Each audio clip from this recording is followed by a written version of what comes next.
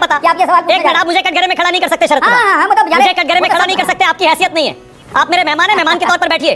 शरद प्रधान, मैंने पूरा बयान सुनाया, आपकी हिम्मत नहीं है, आपकी हिम्मत नहीं है। आप टुकड़े टुकड़े शरद जी, आपकी हिम्मत नहीं है उस बयान पर एक राय देने अपनी। जाइए सर, जाइए। Thank you very much. नमस्कार दोस्तों, स्वागत है जनता दरबार में। दोस्तों, हमेशा की तरह एक लेटेस्ट न्यूज डिबेट वीडियो आप लोग के सामने लेके आ चुका हूं। दोस्तों, आज के इस डिबेट में वरिष्ठ पत्रकार की अच्छी तरह से एंकर ने कुटाई की है, क्योंकि आज के इस डिबेट में वरिष्ठ पत्रकार का कहना था कि आजकल सारा एंकर गोदी मीडिया बन चुका है और ये बिक चुका है बीजेपी से। इस पे आज एंकर ने किस तरह से वरिष्ठ पत्रकार की कुटाई की है, सो आप लोग डिबेट को खुद से देखिए। चलिए शुरू करते हैं। और मैं आपको फिर से कहता हूं कि भारतीय जनता पार्टी जातिगत जनगणना की विरोधी है, भारतीय जनता पार्टी दलित विरोधी है, भारतीय जनता पार्टी पिछड़ा विरोधी है और भारतीय जनता पार्टी नहीं चाहती है कि देश के संसाधनों पर दलित और पिछड़ों का हक हो। और भारतीय जनता पार्टी की इस बात से हम बिल्कुल खिलाफ हैं, लड़ेंगे, भिड़ेंगे और जीतेंगे। ओके, अब विश्लेषण। पहले शरद प्रधान जी बड़ी गंभीर मुद्रा में दिख रहे हैं। शरद प्रधान प्रधानमंत्री के बयान पर और मनमोहन सिंह का जो बयान उन्होंने बताया, याद कराया, क्या राय है आपकी? भाई, मैं तो कहूंगा कि प्रधानमंत्री के लिए ताली बजाना चाहिए कि वो कितना बढ़िया सफेद झूठ बोलते हैं और किस तरह बात को ट्विस्ट करके। लेकिन इतनी शर्मनाक, मैं सोच नहीं सकता था कि देश का प्रधानमंत्री इस स्तर पे गिराएगा कि ठीक है हिंदू मुसलमान कर करके वोट मिलता है, लेकिन अब लगता है कि इतनी ज़्यादा गिरावट आ गई है कि उनको खुद शर्म आनी चाहिए। बड़ा ताज्जुब होता मुझे, इट इज़ शॉकिंग। प्रधानमंत्री इतना झूठ बोलें और इतना ट्विस्ट करें किसी तरह हिंदू मुसलमान। अरे भैया, एक तरफ आप बोलते हो सबका विकास, सबका साथ, सबका विकास, मतलब इतनी झूठ, ये बर्दाश्त के बाहर हो गया इतना झूठ। कोई भी, ये तो सारी दुनिया में बताते हैं विश्व गुरु हैं, कोई विश्व गुरु दूसरा दिखा दीजिए जो इस तरीके करता। हाँ, पाकिस्तान के लोग इस तरह करते हैं, तो उनका मुझे लग रहा है कि वो चाहते हैं कि इंडिया को भी पाकिस्तान बना दें।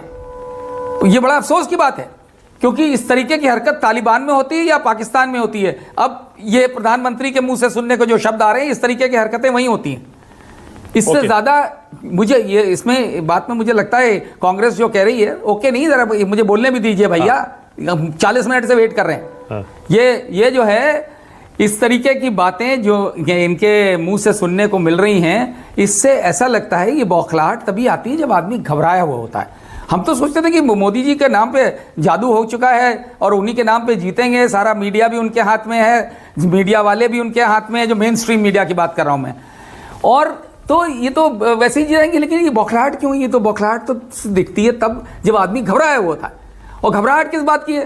क्या मतलब ये वाली कांग्रेस की बात मानने पर मैं मजबूर हो रहा हूँ कि जो भी कह रहे थे इन कांग्रेस के स्पोक्समैन कि ये जो फर्स्ट राउंड हुआ उसमें इनको कहीं पता लगने लग गया कि हमारी स्थिति बढ़िया नहीं है। जो 400 पार और 370 और क्या क्या बोल रहे थे, वो सब छोड़ करके अब इस पे आ गया। बताइए, इतनी ज़्यादा गिरी हुई बात कि उनका मंगलसूत्र कहाँ भैया, मंगलसूत्र आ गया।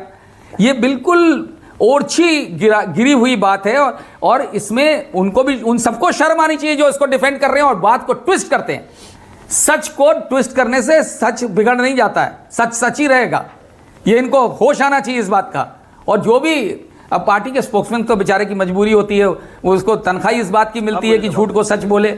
ये सब ये पार्टी के स्पोक्समैन की प्रॉब्लम होती है, तो उनको मैं दोष नहीं देता। मनमोहन सिंह जी के बयान पर आपकी क्या राय है शरद जी? लेकिन मनमोहन सिंह जी का बयान जो है, वो आपने उसको टुकड़ों में जिस तरह दिखलाया है, उससे दिखलाता है कि आप भी उसको ट्विस्ट करने में लगे। अरे भाई, मैंने पूरा सुना दिया, हमें तो बख्श दीजिए। कमाल है, मुझे लगा मेरी तारीफ करेंगे शरद प्रधान। मैंने पूरा बयान भी सुनाया और जो बीजेपी छोटा सुना रही है वो भी सुनाया। मानक बोलने दीजिए, आप बहुत बोल चुके हैं, दूसरे को भी बोलने दीजिए प्लीज। आपने तो पहले ही उनको बता दिया बीजेपी के स्पोक्समैन को कि क्या सवाल होगा। पहला उसने बोला, मुझे पता था ये पहला सवाल होगा, इसलिए मैं जेवर लेके आया हूं। बताइए क्या ये तरीका है? This is journalism, this is हाँ, मुझे भी आता है हंसना, आपसे ज्यादा अच्छा हंसना आता है। तो it's a shame on the channel also to be doing this. तो आप लोग ये दर्शा रहे हैं कि हम भी गुलाम हैं, हम बीजेपी के गुलाम हैं, हम मोदी के गुलाम हैं, जो वो कहेंगे करेंगे। अरे भाई, स्पोक्समैन बेचारा करता है, करने दीजिए, आप क्यों कर रहे हो ये? आप क्यों उस स्तर पे गिर रहे हो कि उनको बता रहे हो कि जिससे जेवर लेते आना, ये ड्रामा करो, ये पूरा नौटंकी का ये दिस इज द लिमिट। अच्छा शरद जी, ओके शरद जी, अच्छा शरद जी एक सेकंड शेम। वन सेकंड शरद जी एक सेकंड। अब आपने बोला, मैंने आपको नहीं रोका। मैं 2-3 बातें कहूंगा क्योंकि आपने मुझ पर, मेरे चैनल पर हमला किया।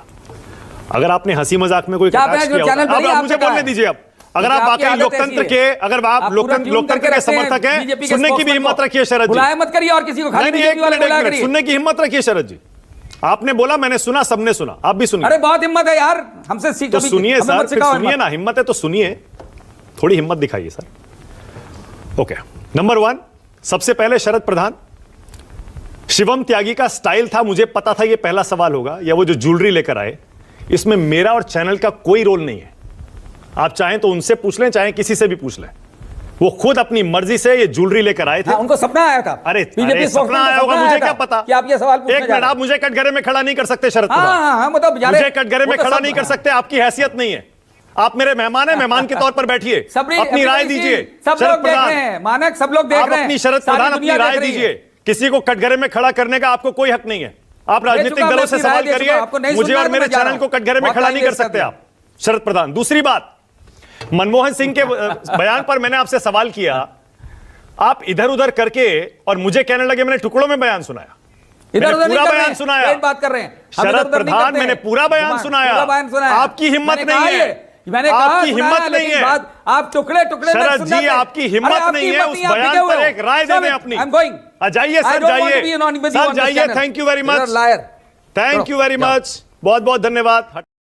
में भी आप कर दीजिए, पिछड़ा बताइए, कमाल करते हैं इनकी। ये देखिए, इनको प्रधानमंत्री पे छड़े नहीं दिखाई देते। अरे प्रधान, अब प्लीज बीच में नहीं लगातार। अब इंपॉर्टेंट चीज पर, ये जो रीडिस्ट्रीब्यूशन ऑफ वेल्थ है, ये मीडिया को अपने तरीके से स्वतंत्र होना पड़ेगा, उस पर कोई बात लाएंगे। मतलब जब ये स्टेटमेंट को कहते हैं तो यहीं से अथॉरिटेरियनिज्म, हिटलरिज्म शुरू हो जाता है। करेंगे मतलब कौन? ये जुडिशियल सिस्टम के ऊपर, यानी कि सुप्रीम कोर्ट के ऊपर भी रिटायर्ड जजेस की एक बेंच बिठाकर उनके केसेस का निस्तारण करेंगे। ये मैनिफेस्टो में है भाई, ये तो खुल्लम खुल्ला कह रहे हैं कि हम इस देश को नॉर्थ कोरिया बना देते हैं। और अब विषय पर आता हूं फिर से लौटकर। रीडिस्ट्रीब्यूशन ऑफ वेल्थ का विषय साफ है, इस देश के न्यूज 24 के दर्शकों को समझना पड़ेगा। आपके घर में सुई से लेकर और हवाई जहाज तक जो भी है वो आप कमाइए। बराबर वाला जो है, जिसके घर में 2, 4, 10, 20 बच्चे जो भी है, वो आपको उसको चला जाएगा। फिर आप कमाइए, वो कमा नहीं सकता, फिर उसको चला जाएगा। शुक्ला जी पत्रकारिता से बनाए चैनल, वो चला जाएगा उसको, जिसके घर में 10-12 है, वो फिर बना देंगे अपनी स्किल पे, वो फिर उधर बांट देंगे। फिर देखिए, फिर वही ज्यादा बच्चे वाली बात है। यही कहा इसने, हार गए, मुसलमानों का नाम लिया, कहा अच्छा मान रहे कि बच्चे उधर ही जा रहे हैं। यही परेशानी है इनकी। मैंने कोई हिंदू मुस्लिम नहीं करा, मोदी जी को भी देंगे, 6 बच्चे हैं वो उनके पिताजी के 6 बच्चे थे। कैप्टन अमेरिका जो शील्ड लेके आता है ना, 10 सेकंड, मोदी जी के बच्चे भी, मोदी जी भी 6 भाई। कैप्टन अमेरिका जो शील्ड लेकर आता है ना, बस कहीं पर ज्यादा बच्चे बस मुसलमानों का, ये तुरंत वो शील्ड लेकर आ जाता है कांग्रेस वाले भाई। अच्छा ओके, जरा शिवम को स्क्रीन पर लाइए, जरा शिवम को लीजिए, सिर्फ ओनली शिवम ऑन स्क्रीन।